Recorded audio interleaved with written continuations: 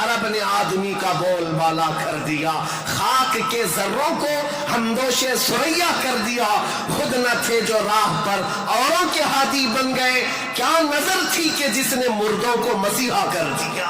میں سیدنا ابراہیم علیہ السلام تشریف لائے عراق بابل کے شہر میں، عراق کا ایک شہر بابل میں، اور وہاں سے آپ نے نور ہدایت کو منور کیا، ایک خدا واحد کی عبادت کی طرف لوگوں کو بلایا۔ آپ کی آبادی دشمن ہوئی، خاندان دشمن ہوا، بادشاہ دشمن ہوا، بدلے میں آپ کو آگ میں جھونک دیا گیا۔ آپ وہاں سے نکل کر مصر چلے گئے، مصر کی سرزمین کو آپ نے اپنا جائے قیام بنایا، وہیں پر رہنے لگے۔ آپ کی شادی حضرت سارہ سے ہوئی، اولاد نہیں تھی برسوں تک۔ پھر حضرت ابراہیم علیہ السلام کی مخالفت میں بہت سارے لوگ تھے، حکمران تھے، بادشاہ تھے۔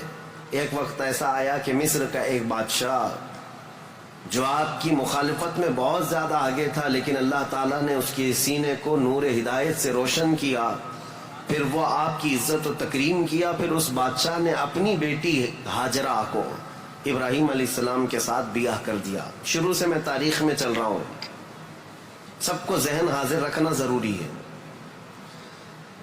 کہ حضرت ابراہیم علیہ السلام کو حضرت ہاجرہ دوسرے نکاح میں آئیں، یہ بادشاہ کی بیٹی تھیں، اور ہوا یہ کہ دو بیویاں ایک گھر میں رہیں، معاملات الگ ہو جاتے ہیں۔ تو جب معاملات بدلنے لگ گئے تو حضرت ہاجرہ کے گھر میں ایک بیٹا پیدا ہوا جو حضرت اسماعیل علیہ السلام ہے۔ تو حضرت ابراہیم علیہ السلام کو حکم الہی ہوا کہ اس ماں اور بیٹے کو الگ رکھا جائے اور پہلی بیوی کو الگ رکھا جائے۔ تو ابراہیم علیہ السلام حضرت سارہ کو مصر میں ہی چھوڑ دیے اور حضرت ہاجرہ اور حضرت اسماعیل علیہ السلام کو لے کر عرب کی سرزمین میں داخل ہوئے۔ یہاں سے عرب کی تاریخ شروع ہوتی ہے۔ عرب کی سرزمین کو آباد کرنے والے پہلے انسان ابراہیم علیہ السلام ہیں۔ عرب میں بھی ساری زمین کا انتخاب نہیں، عرب کا جو مرکزی علاقہ تھا وہ مکہ مکرمہ تھا۔ مکہ مکرمہ اور خانہ کعبہ جو آج جہاں پر ہے وہ دنیا کے مرکز میں واقع ہے، سینٹر میں واقع ہے۔ ابراہیم علیہ السلام وہاں تشریف لائے۔ اس وقت کوئی آبادی نہیں تھی، کسی کا گھر نہیں تھا، کوئی مکان نہیں۔ خانہ کعبہ پرانی شکل میں جو فرشتوں کا بنایا ہوا، آدم علیہ السلام کا بنایا ہوا، نوح علیہ السلام کا بنایا ہوا، مٹی کی شکل میں موجود تھا۔ ابراہیم علیہ السلام وہاں پر اپنی بیوی اور اپنے بیٹے کو ایک چھوٹا سا گھر بنا کر دے دیتے ہیں، بغیر چھت کا مکان تھا۔ پھر اس کے بعد وہ وہاں سے چلے گئے، پھر دوبارہ آتے رہے، جاتے رہے۔ اسماعیل علیہ السلام کی عمر جب سن بلوغت کو پہنچی تو ابراہیم علیہ السلام کو حکم ہوا کہ اس خانہ کعبہ کی تعمیر کی جائے۔ تو ابراہیم علیہ السلام نے اپنے بیٹے حضرت اسماعیل علیہ السلام کے ساتھ مل کر کے خانہ کعبہ کی تعمیر کی۔ آپ کو بانی کعبہ بھی کہا جاتا ہے۔ دو ہی باپ اور بیٹے نے مل کر پورے خانہ کعبہ کی تعمیر کی، اس کی دیواریں اونچی کی، جس کا ذکر قرآن پاک میں بھی موجود ہے۔ اس ایک پتھر پر کھڑے ہو کر کے آپ تعمیر کرتے تھے، جس کو آج مقام ابراہیم کہا جاتا ہے۔ پتھر جیسے جیسے دیواریں بلند ہوتی، بلند ہو جاتا، جب آپ کے اترنے کا وقت ہوتا پتھر نیچے ہو جاتا۔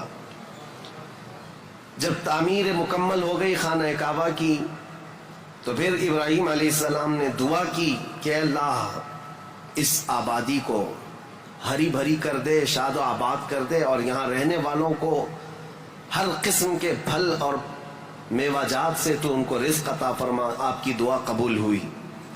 جو بے آباد علاقہ تھا، اب سنیں تاریخ کہاں سے شروع ہو رہی ہے۔ بے آباد علاقہ، کوئی آبادی نہیں تھی۔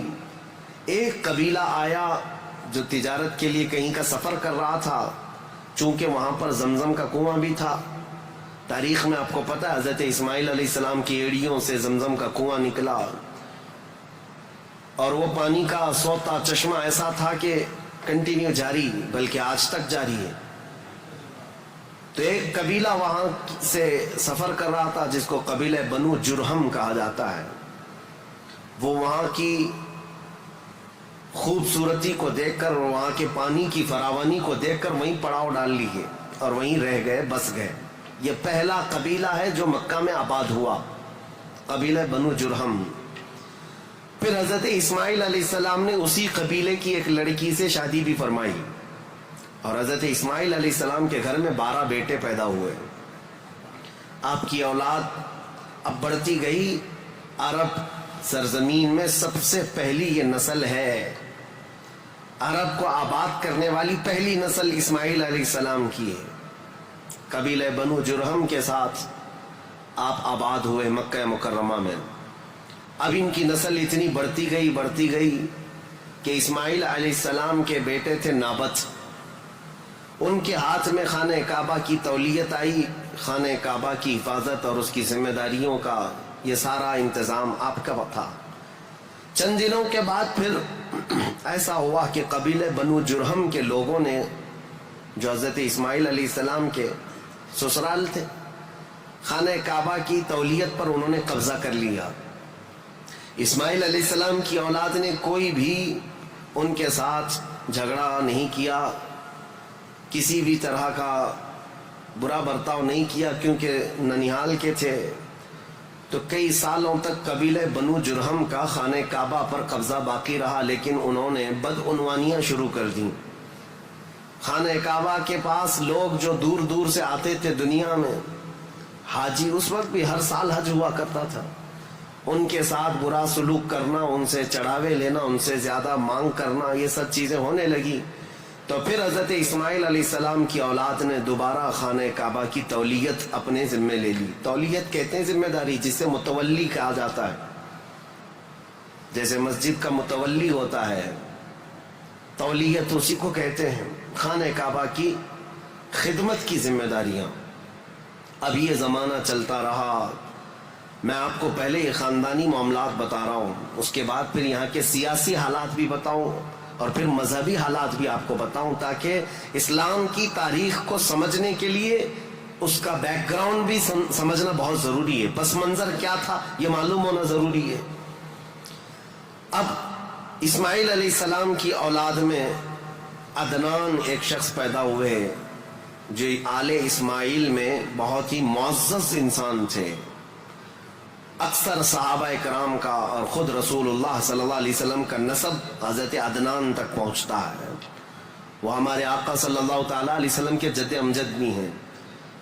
عدنان نے مکہ مکرمہ کی ذمہ داریاں سنبھالی، اور اس کے بعد اب آبادی اتنی بڑھ گئی کہ ان لوگوں کو تجارت کے لیے اور اپنے معیشت کے لیے، اپنے معاش کے لیے دور دور جانا پڑا، مکہ چھوڑ کر کے باہر جانا پڑا۔ آبادی بڑھتی چلی گئی مکہ مکرمہ کی، اور اس کے بعد زمانے کے صبح شام گردش لیل و نہار جس کو کہتے ہیں، آتے گئے ایسے کہ آل اسماعیل علیہ السلام کی اولاد کا قبضہ یا ان کی خدمت کا معاملہ خانہ کعبہ پر ڈھیلا پڑتا چلا گیا۔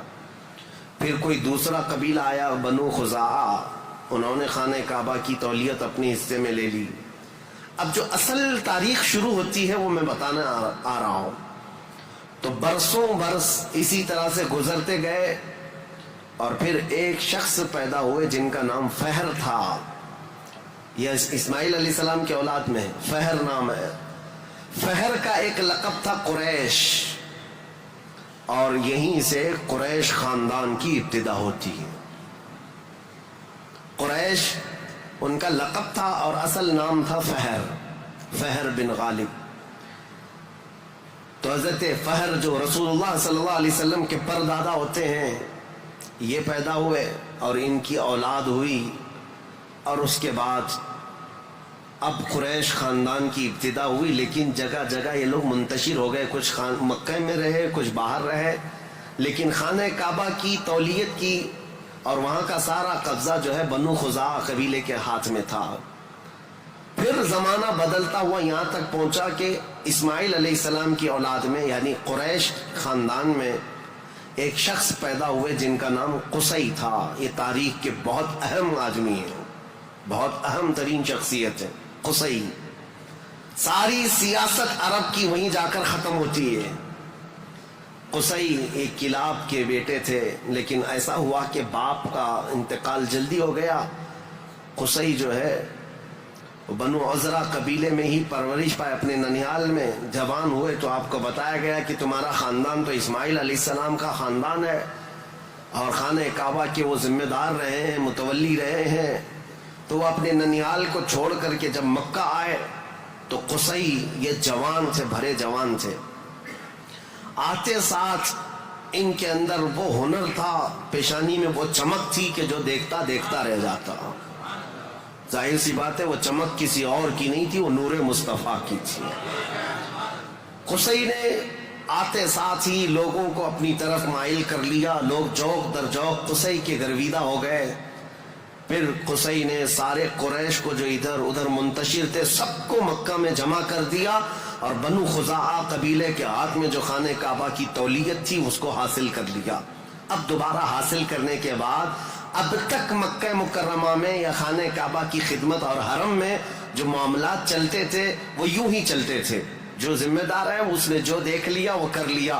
لیکن قصی نے باضابطہ ڈپارٹمنٹ بنائے، شعبے بنائے، حکومت کا اسٹیبلشمنٹ جس کا طرح ہوتا ہے پورا انہوں نے بنایا۔ انہوں نے ذمہ داریاں بانٹی، سقایا، رفادہ، سدانہ، یہ سب نام رکھے گئے ہیں، یعنی انہوں نے شعبے ایسے بانٹ دیے، ڈپارٹمنٹ تبدیل کر دیے گئے کہ یعنی کئی قبیلوں کو جمع کیا مکہ میں اور کہا جب کبھی کہیں جانے کی ذمہ داری ہوگی، جھنڈا اٹھانے کی ذمہ داری، وہ ایک بہت اہم ذمہ داری ہوتی تھی، وہ ایک قبیلے کو سونپ دیا۔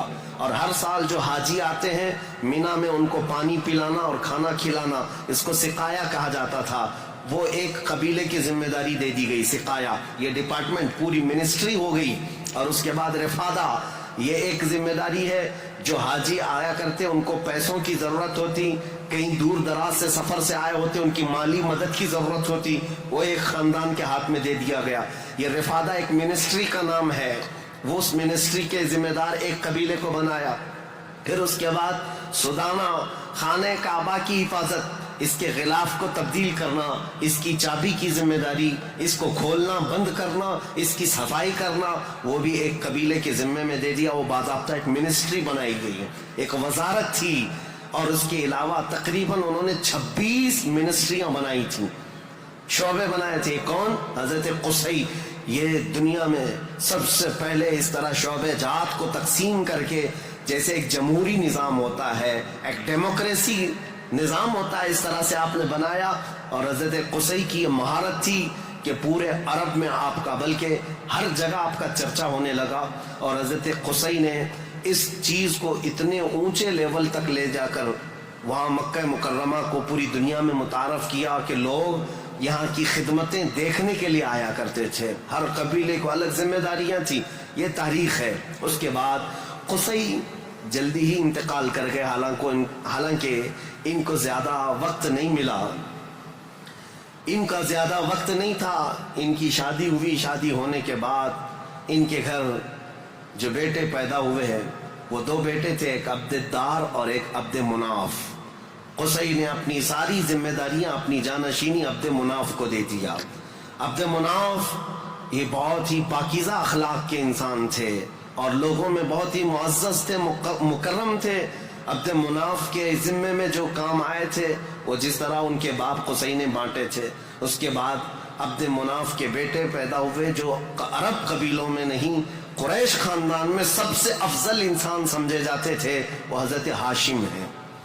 ہاشم، ان کا لقب ہاشم اس لیے تھا کہ یہ اتنے فیاض تھے، اتنے سخی تھے کہ اپنا مال کا اکثر حصہ پورا حاجیوں کو کھلانے میں تقسیم کرتے تھے۔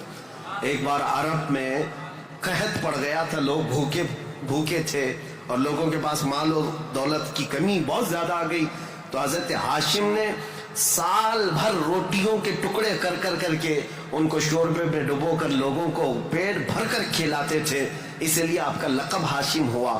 ہاشم اس ذمہ داری کو اس طرح سے سنبھالتے ہیں کہ خانہ کعبہ کی تولیت وغیرہ عبد الدار کے پاس تھی، سقایا، رفادہ، جس کو میں ابھی نام دے کر کے جو منسٹریاں بتایا کہ یہ الگ الگ قبیلوں کے ذمے تھی، تو عبد الدار جو ایک ان کے پردادا کے ہی خاندان میں لوگ تھے، انہوں نے بدعنوانیاں شروع کی تھیں، ٹیکس لگایا، حاجیوں سے پیسہ لیا، یہ تمام چیزیں ہونے کی وجہ سے حضرت ہاشم نے وہ ذمہ داریاں بھی اپنے ہاتھ میں لے لیں۔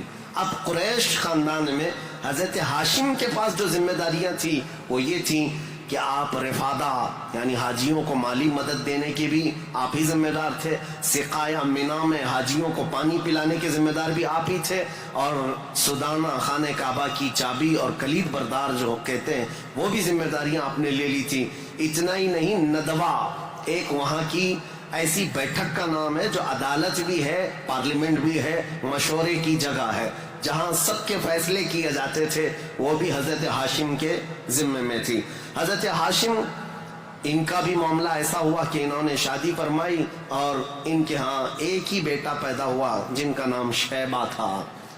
حضرت ہاشم کے گھر ایک بیٹا پیدا ہوا شیبہ، اور اس کے بعد حضرت ہاشم کا انتقال ہو گیا۔